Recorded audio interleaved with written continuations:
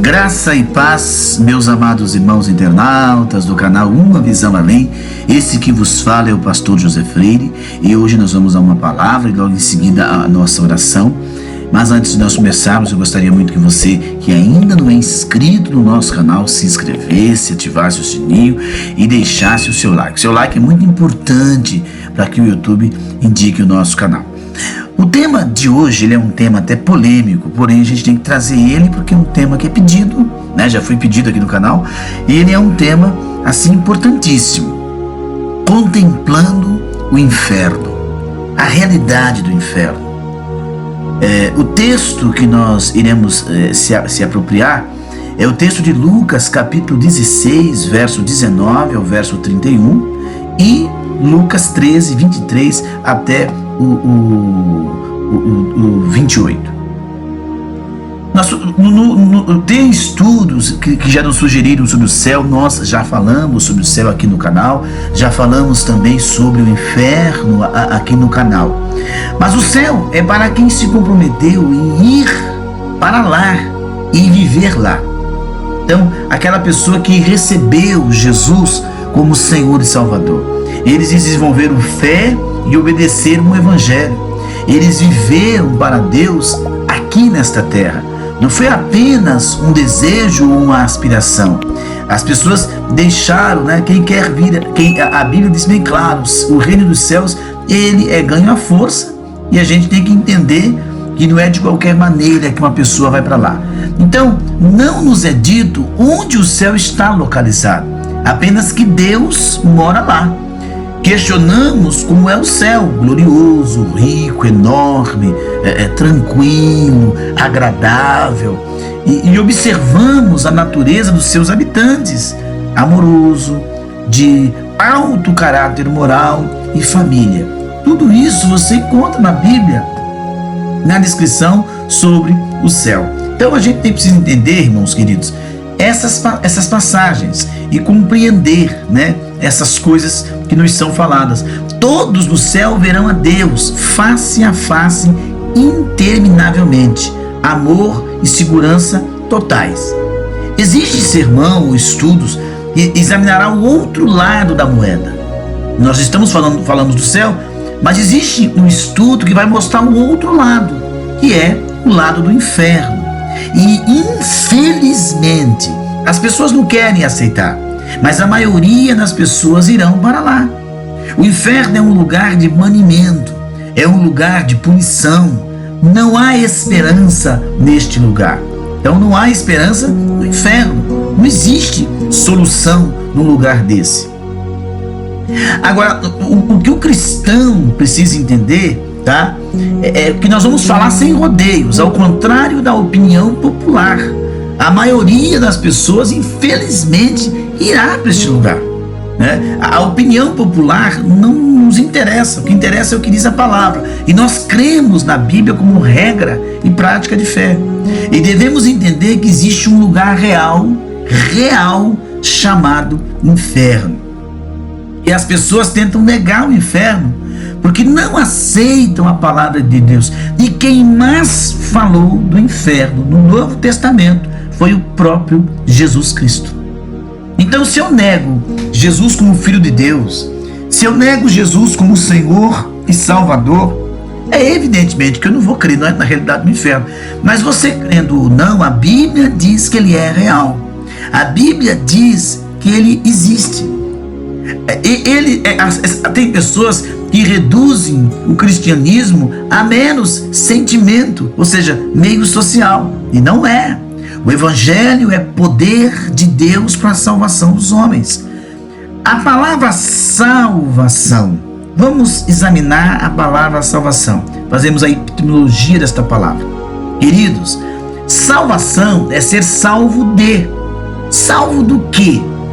Se eu estou falando de salvação, Jesus veio para salvar você do quê? Onde é que você estava indo? Para onde você estava indo? Percebe? Porque a palavra salvação, porque a graça, que é o favor imerecido de Deus, estendido a todos os homens, Então, existe pelo menos 4 visões que se tem do inferno. O naturalismo. Primeiro, naturalismo. Apenas o mundo material é observável, e observável esse mundo que você enxerga é que existe. Não é possível o inferno existir. Isso na visão dos naturalistas, tá? Do naturalismo. A visão clássica, o inferno é um lugar eterno de interminável tormento para os ímpios. E tem uma terceira visão, que é a visão aniquilação. O inferno é real, mas não é eterno. Os ímpios serão destruídos lá. Tem uma quarta visão. Qual é a quarta visão? A quarta visão fala, né, universalista. Ninguém, ou pelo menos muito pouco, vão para o inferno. Pode ou não existir. Então aqui é um relativismo. Existe ou não existe? E a Bíblia não é relativista. A Bíblia é sim, sim, não, não. Então, durante o ministério de Jesus Cristo, ele ensinou mais sobre o inferno do que sobre o céu. Se alguém não acredita no inferno, ele não acredita na inspiração das Escrituras. Ele não acredita que Jesus é Deus, ou seja, fala apenas a verdade. Jesus falou sobre a realidade do inferno. Então, quando eu não creio que o inferno é real, eu não creio em Jesus, eu não creio na Bíblia. Se eu não creio na Bíblia, se eu não creio em Jesus, amém, nós vamos respeitar o seu ponto de vista. Só que nós cremos, então o inferno é real para nós, porque nós cremos na palavra. E a Bíblia está se cumprindo. Você observa que tudo que nós estamos vivendo na sociedade contemporânea está se cumprindo, está à luz da palavra. A ciência se multiplicaria, os homens chegariam às estrelas. Olha onde o homem vai hoje. Então, se alguém não acredita no inferno, não acredita na inspiração das Escrituras da Bíblia Sagrada. Então eu não creio na Bíblia, então o inferno para mim não existe. Não acredito que Jesus é Deus, que Ele é o Filho de Deus, ou seja, fala apenas a verdade. Jesus falou sobre a realidade do inferno.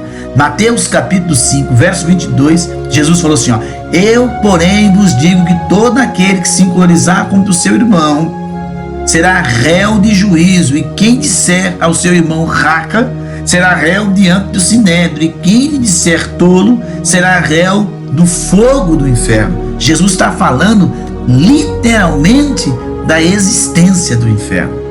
Mateus 5, 29, se o teu olho direito faz tropeçar, arranca-o, Jesus está falando, e lança-o de ti, pois te é melhor que perca os teus membros do que seja todo o teu corpo lançado no inferno. Percebe como a realidade aqui é uma coisa real? Como nós não estamos brincando com a fé de ninguém, não estamos brincando como dizer assim, com as coisas, estamos falando a verdade? Então, vamos continuar aqui o nosso estudo, porque o nosso estudo é muito importante, queridos.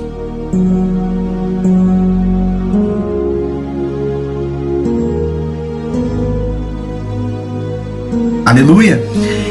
Quando nós falamos dessa realidade, quando nós citamos esta realidade, e as pessoas às vezes não compreendem, Mateus capítulo 23, 33 fala, serpentes, raça de víboras, como escapareis da condenação do inferno? Lucas 15, 5, mas eu vos mostrarei a quem vós deveis temer. Temei aquele que depois de matar tem poder para lançar no inferno. Sim, digo a esse temei. Então do Senhor, né, o Senhor Jesus, ele ensinou muito que muitos estarão no inferno, e ele disse que poucos estarão no céu. É o próprio Jesus quem disse isso. O Senhor ensinou que muitos estarão no céu, no inferno, e poucos no céu. Mateus 7, 13 e 14. Entrai pela porta estreita, porque larga é a porta e espaçoso o caminho que conduz à perdição, e muitos são os que entram por ela, e porque estreita é a porta e apertado é o caminho que conduz à vida, e poucos são os que encontram. Percebe? Jesus está falando de uma realidade verdadeira, de algo que é real. Existem aproximadamente 8 bilhões de pessoas vivas na Terra nos dias de hoje. E estamos morrendo a uma taxa de cerca de 313 mil pessoas a cada dia. Então, a expectativa de vida média é de 70 anos. Todos que estão vivos hoje estarão mortos em 100 anos. Sabe, todos nós. Então, muitos deles estarão no inferno. Apenas alguns serão salvos. Todos aqueles que não estão nele e não procuram servi-lo estarão no inferno. João 15, do verso 5 até o verso 6. Eu sou a videira, vós sois as varas. Quem permanece em mim e eu nele, esse dá muito fruto, porque sem mim nada podeis fazer.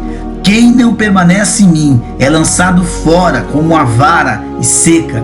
Tais varas são recolhidas e lançadas no fogo do inferno e queimadas. Veja o que Jesus está falando aqui no Evangelho de João. Somente aqueles que estão em Cristo serão salvos. João 14,6. Respondeu-lhe Jesus: eu sou o caminho e a verdade e a vida. Ninguém vem ao Pai se não passar por mim. Veja, meus queridos, não há exceção, porque todos pecaram. Romanos 3,23. O apóstolo ensinava essa mesma doutrina, os apóstolos ensinavam. Todos pecaram e carecem da glória de Deus. Romanos 3,23. E o salário do pecado é a morte. Romanos 6,23. Assim todos precisam de salvação. A própria palavra salvação já diz tudo. É ser salvo de algum perigo iminente. Então, falando de Jesus, Pedro disse: e em nenhum outro há salvação, porque debaixo do céu nenhum outro homem há dado entre os homens em que devamos ser salvos. Atos 4,12. As escrituras ensinam que a obediência ao evangelho, que é a morte, sepultamento e ressurreição, nos salva. Então, a obediência ao evangelho. Em 1 Coríntios capítulo 15, do verso 1 ao verso 5, ora, eu vos lembro, irmãos, o evangelho que já vos anunciei, o qual também recebeste, no qual perseverais, pelo qual também sois salvos, se é que conservais tal como vos anunciei. Se não é que crestes em vão, porque primeiramente vos entreguei o que também recebi, que Cristo morreu por todos os nossos pecados, segundo as Escrituras, e foi sepultado e que foi ressuscitado ao terceiro dia, segundo as Escrituras, que apareceu Cefas e depois aos 12. A obediência ao Evangelho, queridos, ela inclui ser batizado com uma resposta de fé. Gálatas 3, 26, 27. Pois todos sois filhos de Deus pela fé em Cristo Jesus, porque todos quanto fostes batizados em Cristo, vos revestistes de Cristo. Então, meu amado, o inferno é um lugar de banimento. Cada pessoa que viveu será sepultada para enfrentar o juízo. João 5, 28, 29. Não vos admireis disto, porém, porque vem a hora em que todos os que estão nos sepulcros ouvirão a sua voz e sairão. Os que tiverem feito bem, para a ressurreição da vida, e os que tiverem praticado mal, para a ressurreição do juízo. Quando Jesus vier, ele separará os salvos dos não perdoados. Mateus 25, 31, 33. Quando vier o Filho do Homem na sua glória, e todos os anjos com ele, então se assentará no trono da sua glória. Adiante dele serão reunidas todas as nações, e ele separará uns dos outros, como o pastor separa as ovelhas dos cabritos, e porá as ovelhas à sua direita, mas os cabritos à sua esquerda. Querido, aquele que não estão em Cristo serão lançados fora. O que é não estar em Cristo? Tá? Existem dois grupos que serão eternamente exilados da presença de Deus. Aqueles que não conhecem a Deus, eles pecaram. Aqueles que não obedecem o evangelho, eles seguiram o seu próprio caminho. O destino desses exilados é o castigo eterno. Eles receberão a retribuição que merecem. Eles pagarão a pena da destruição eterna. Eles serão mantidos longe da presença de Deus e de tudo o que ele fornece. O inferno é um lugar de punição. O Guiena é a palavra que mais frequentemente é traduzida. O vale de Inom, ao sul de Jerusalém, ele era um lugar, nos antigos tempos, em que os israelitas idólatras queimavam seus filhos vivos como sacrifício a Moloque e Baal. Também era conhecido Tophet, que significa um lugar de fogo.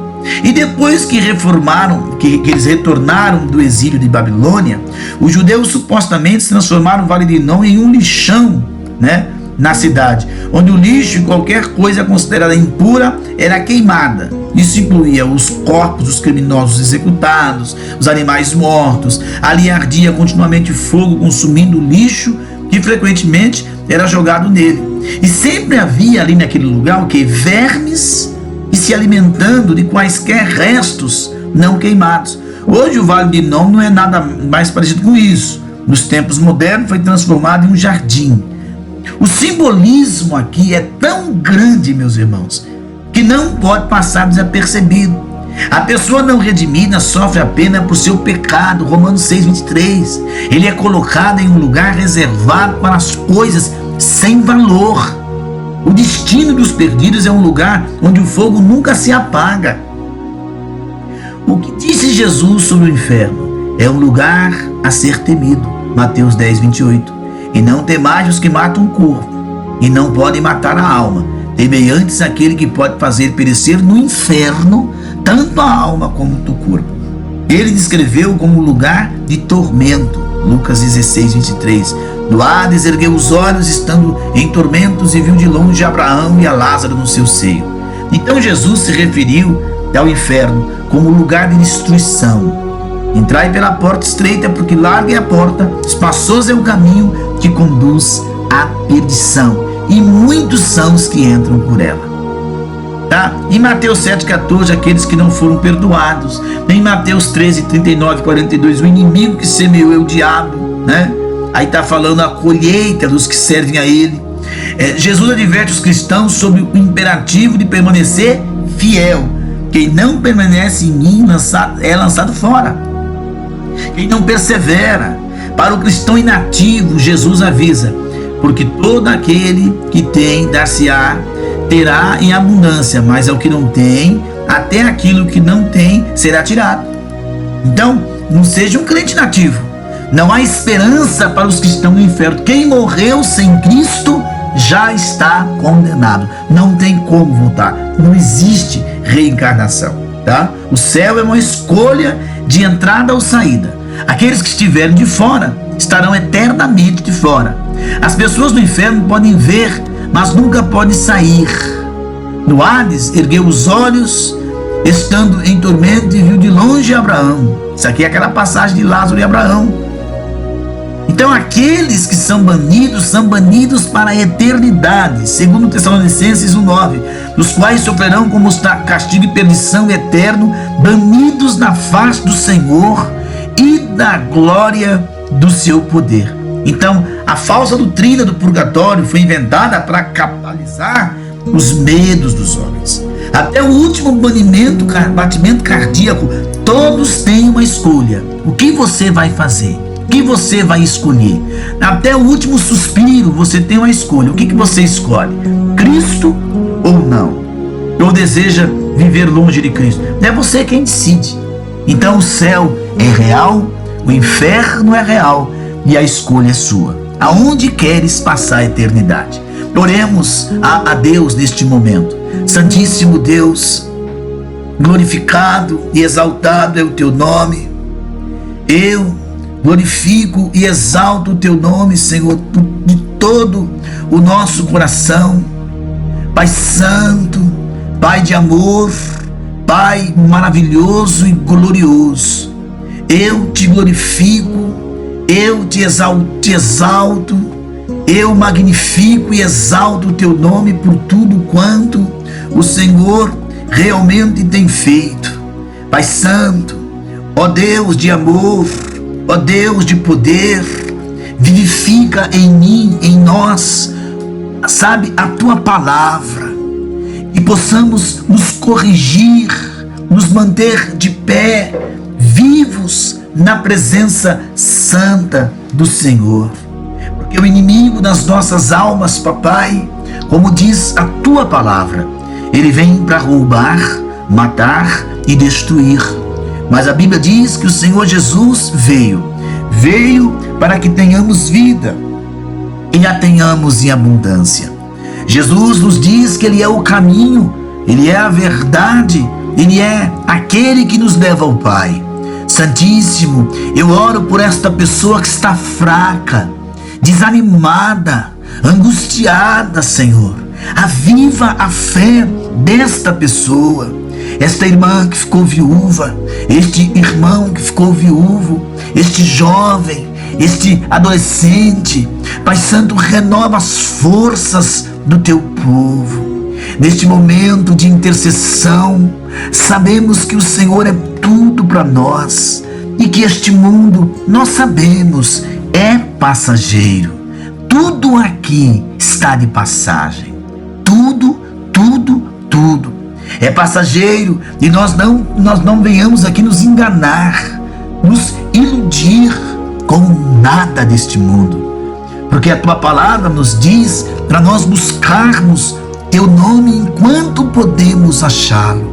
Eu te apresento os 441 inscritos deste canal. Senhor, que o Senhor agregue mais vidas para orar conosco, se alimentar da palavra conosco, que o Senhor possa agregar mais vidas, meu Deus, que queiram realmente buscar a face viva do Senhor, a face maravilhosa do Senhor. Nós sabemos que já é a última hora. Desperta, meu Deus, uma geração de homens e mulheres comprometidas com a verdadeira palavra, o evangelho verdadeiro, não o evangelho da mentira, o evangelho do engano. Ah, Deus poderoso, sabe, aonde houver uma pessoa enferma, seja ela na sua casa ou esteja ela no hospital, desenganada ou não da medicina, que esta enfermidade seja repreendida no nome de Jesus. Aonde houver uma pessoa triste, amargurada, angustiada, debilitada, por que não dizer em depressão, em angústia total, em desespero, nós repreendemos todo esse sentimento contrário, esse sentimento de tristeza, de amargura, de desprezo. Sai da mente desta pessoa, em nome de Jesus, que ela receba paz, alegria de viver e de glorificar a Deus. Eu quero neste momento apresentar todas as nossas autoridades constituídas, os nossos deputados federais e estaduais, os senadores da República, apresentar os governadores e prefeitos, os ministros de estados, apresentar o Supremo Tribunal Federal, o Tribunal de Justiça, apresentar, meu Deus, todos os juízes que compõem o Supremo Tribunal Federal, os ministros, melhor dizendo, o presidente da República, o presidente do Senado, o presidente da Câmara dos Deputados. Senhor da glória, abençoa a nação brasileira, que esta nação seja uma bênção para o mundo em forma de evangelismo. Santíssimo Deus, levanta uma geração de jovens, de homens, de mulheres realmente compromissados com o verdadeiro evangelho, não este evangelho da fama, esse evangelho, Senhor, em que se copia o mundo, se copia a cultura, o modo de vestir, de falar, de comportar-se, a filosofia, a psicologia do mundo. Nós queremos te louvar, nós queremos te exaltar, queremos magnificar o teu nome, Senhor, porque sem a tua presença nós não somos nada. Papai, não deixe-nos olhar para trás, não, olhar para o homem, olhar para a mulher, olhar para as coisas pervertidas, mas olharmos só para ti, que é realmente o nosso Senhor. Eu te apresento cada pessoa, cada inscrito, cada pessoa que se inscreveu, viu os vídeos, deu os likes. Senhor, abençoai grandemente, abençoai os verdadeiros homens de Deus, não os mercenários. Não estou orando por mercenários, Senhor, estou orando por homens, por ministros verdadeiros, que amam as almas, que buscam os perdidos. É por esses que nós intercedemos, os verdadeiros homens e pastores que pastoreiam as tuas ovelhas. Ó Pai bondoso, é o que eu te peço no dia de hoje, que a tua bênção, que a tua proteção esteja nos nossos corações, desde agora e para sempre. Abençoe todos com todas as sortes de bênçãos, em nome de Jesus, Pai. É o que eu peço. Graça e paz.